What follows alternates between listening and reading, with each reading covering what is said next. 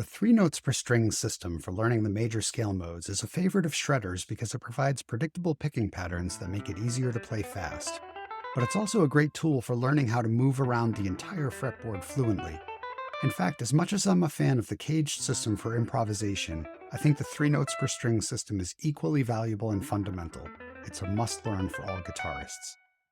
But don't just learn 7 separate fingering patterns. Indeed, the goal of this video is that you'll never need to refer to them again. There's a universal pattern they all come from that's easier to learn and more powerful.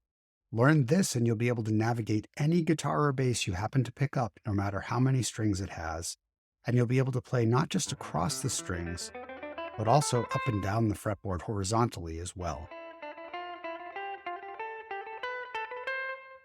In the end, you'll be able to move fluently anywhere across the entire fretboard with minimal effort, and you'll always know where you are inside the scale you're playing.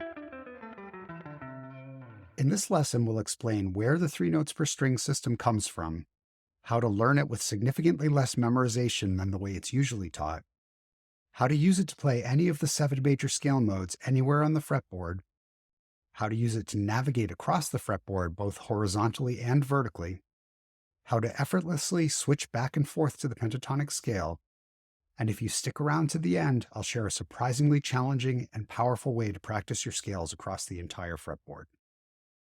This video contains a ton of useful information, and in case you're worried about absorbing it all, there's a downloadable PDF cheat sheet available for purchase via a link in the video description. All right, let's dive in. Let's start with where the 3 notes per string system comes from. The major scale is the parent of all the modes. As shown in a previous video, it consists of a unique repeating pattern of whole step and half step intervals. This pattern repeats infinitely into upper and lower octaves and contains 7 3-note fingering shapes that repeat to make up what I call the universal fingering pattern. Let's start by looking at this part of the pattern. 6 of the 7 3-note groupings occupy 5-fret spans of the fretboard. Since the guitar's strings are mostly tuned in 5-fret intervals, these patterns will stack neatly to make scale shapes. Here I'm showing a 7-string guitar fretboard where all the strings are tuned to be 5 frets or a perfect fourth apart. This gives us a B, E, A, D, G, C, F tuning. Bear with me for just a moment on this and then I'll take you back to standard tuning. If we copy this 3-note pattern down to the 4th fret of the B string, we'd be starting an E major scale on its 7th scale degree. Technically, we could call this a Locrian mode, but that's not important at the moment. Now, because of the all-fourths tuning, we can slide over the major scale pattern at the top by 5 frets and stack up the next pattern right above the first one. If we repeat this, we get the 6th and 7th scale degrees and the beginning of a 2nd octave of the scale. Repeat again, and we get scale degrees 2, 3, and 4. Repeat once more, and this time we get scale degrees 5, 6, and 7, and they occupy the full 5-fret span. Repeat again, and we start another new octave with scale degrees 1, 2, and 3, again occupying all 5 frets of the span. If we repeat again, we get the one exception to the 5-fret span rule. We get scale degrees 4, 5, and 6, but there's a 6th empty fret in the pattern before we get back to where we started. If this fretboard was infinitely large and we kept going, this 7-string pattern would repeat over and over again, but shifted over 1 fret each time due to the extra empty fret after the 4, 5, 6 row. And the pattern repeats horizontally as well, filling in the entire fretboard. Now, if we go back to standard tuning, to create the 3 note per string fingering diagrams, we just need to select 6 adjacent strings out of this repeating pattern and slide over the top 2 strings to take into account the shorter 4-fret distance between the G and B strings. In this example, we've selected out pattern 6 of the 3 notes per string system. If we shift the universal pattern up a string set, the 1, 2, 3 row moves over as it crosses the warp between the G and B strings, and we get pattern 3. I have a whole video that demonstrates this kind of shift and talks about the warp in depth. That's linked above. Shifting again gives us pattern 7. Shifting once more gives us pattern 4. Another shift gives us pattern 1. Another gives us pattern 5. And one last shift gives us pattern 2. If we were to shift a 7th time, we'd be back to the exact same shape we started with, but 1 fret higher. But in practice, we don't need to think about these shapes as full patterns, and we certainly don't play them in order from bottom to top. It's much more valuable to be able to build the part of the scale you need on the fly, no matter where your fingers happen to be. And you really only need to visualize the region right around your fingers to be able to do this. Let's say we wanted to build a C major scale and your index finger was on the 5th fret of the G string, which is a C note. We'd match up that location with the row of the universal pattern that starts with a 1, since that represents the first degree of the major scale. Then we'd copy over that string's pattern onto the fretboard. To play up the scale, we shift up a string both on the fretboard and in the universal pattern. Since we've crossed over the warp between the G and B strings, we slide up a fret toward the bridge and then copy over that string. To play the next string, we shift up again, and this time we wrap around to the bottom of the universal pattern, and we shift over 1 fret because of the extra space at the end of the 4, 5, 6 pattern, and then copy the pattern as usual. To play down the scale, we go back to pattern 1 where we started, move down a string into the next lower string in the pattern, and then copy over pattern 5. For the next string, we shift down again and copy over pattern 2. For the E string, we shift down one more time and then copy over pattern 6. We just recreated the entire scale diagram for what's often referred to as the Aeolian 3 notes per string pattern. It's called that because it starts on the low E string with the 6th scale degree. Let's do one more example. We'll build an A major scale going down from the 7th fret of the D string, which is an A note. To do this, we shift down a string in the pattern and copy over pattern 5. Then we shift down again and copy over pattern 2. If we had wanted to play up the scale, we follow the same idea, starting from pattern 1 and then pattern 4. Now for the next string, we have 2 things going on at once. We have to shift over 1 fret because of the warp between the G and B strings. And then we're also wrapping around from the top of the universal pattern to the bottom, so we have to shift up again. And then we can copy over pattern 7. From there, we shift up and copy over pattern 3 to finish the scale diagram. And here we've recreated the quote-unquote Dorian 3 notes per string diagram. This may seem a little bit complicated, but there are only 4 situations when you need to shift a pattern over by 1 fret as you move from string to string. The first is that we shift 1 fret toward the bridge whenever we cross over from the G string to the B string. Second, we shift 1 fret toward the nut when crossing in the other direction. These 2 shifts apply to every geometric pattern on the fretboard, so you should practice them enough that they become second nature. The video I linked to earlier covers that in depth. Third, when moving up from pattern 4 to pattern 7, shift 1 fret toward the bridge. Remember, this is because pattern 4 is actually 6 frets wide, where all the other patterns are just 5. And fourth, when moving down from pattern 7 to pattern 4, shift 1 fret toward the nut. And remember that these effects can double up. When pattern 7 and pattern 4 straddle the warp between the G and B strings, they're offset by 2 frets, not just 1. We can also use the 3 notes per string system to move horizontally on the fretboard. If we separate out each pair of adjacent strings, we get 7 2-string pairs that I refer to by the scale degree of the lowest note. Pairs 1 and 5 have the same shapes, but the others are all unique. So how do we use these to navigate horizontally? Let's say we wanted to play a C major pattern up the fretboard. We could start with the C note at the 1st fret of the B string and copy over pair 1. Even if we're just playing along one string, it's helpful to remember where we are in the 7-string universal pattern, which is why I'm showing transparent notes on the E string. To move up the scale, we can shift up 1 note and use pair 2. And we can keep going like this to play up the full scale.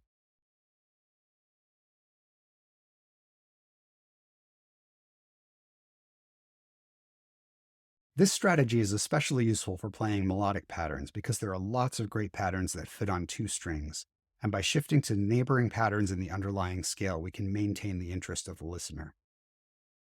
For example, we could ascend in groups of 6.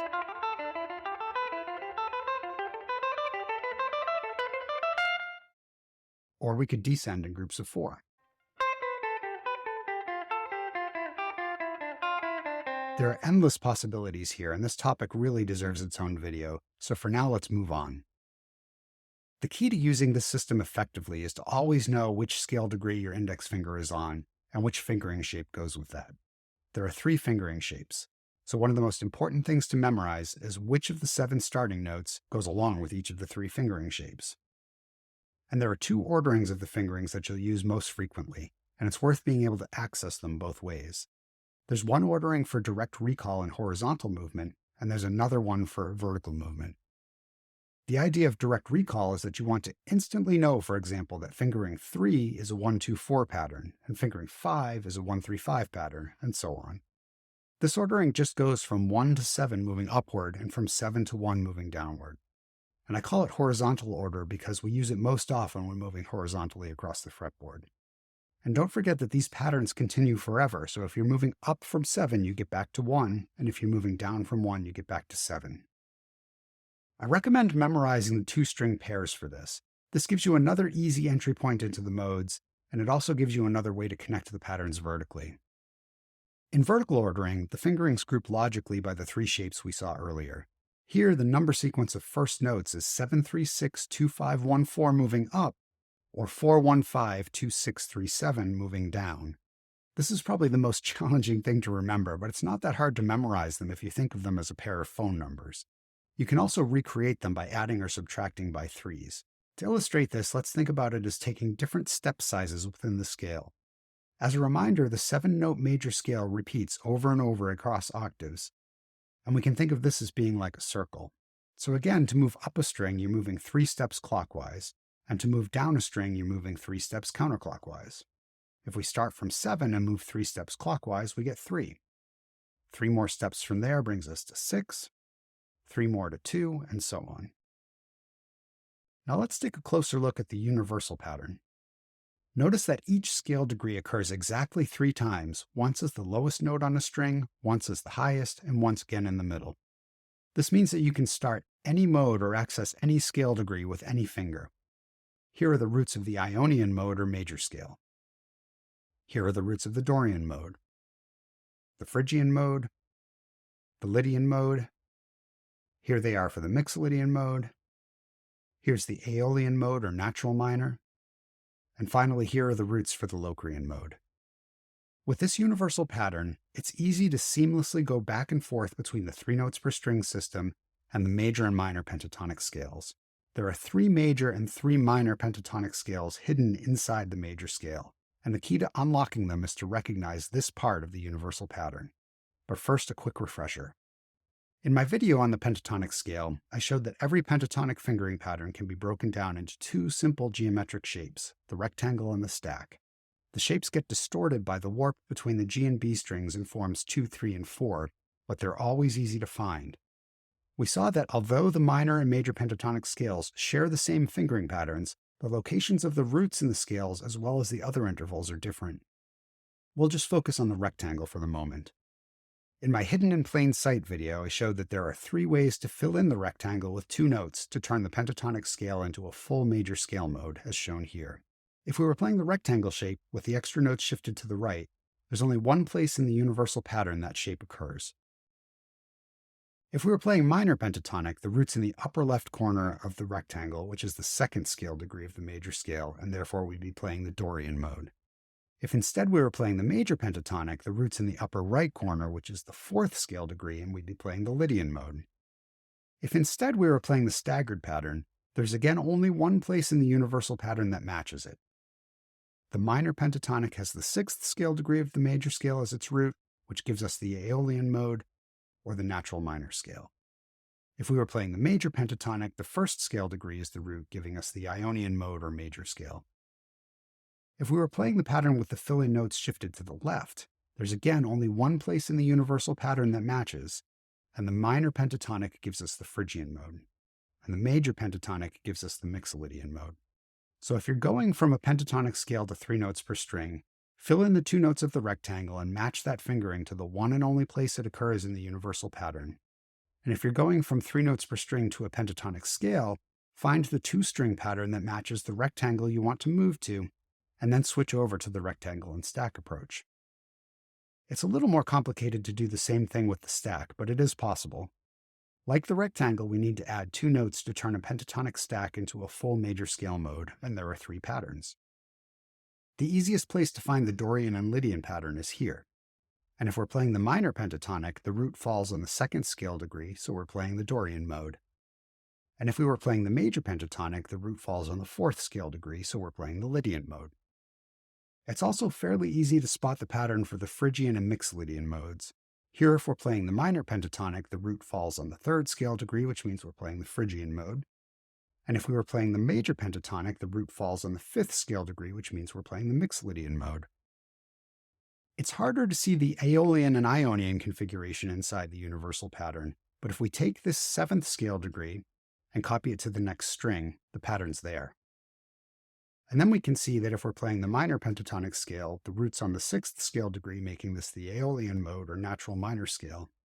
And if we were playing the major pentatonic scale, the root's on the 1st scale degree, making this the Ionian mode or major scale. The goal of this video is to give you a compact mental model so that you can quickly get to the point of not needing to refer to scale diagrams.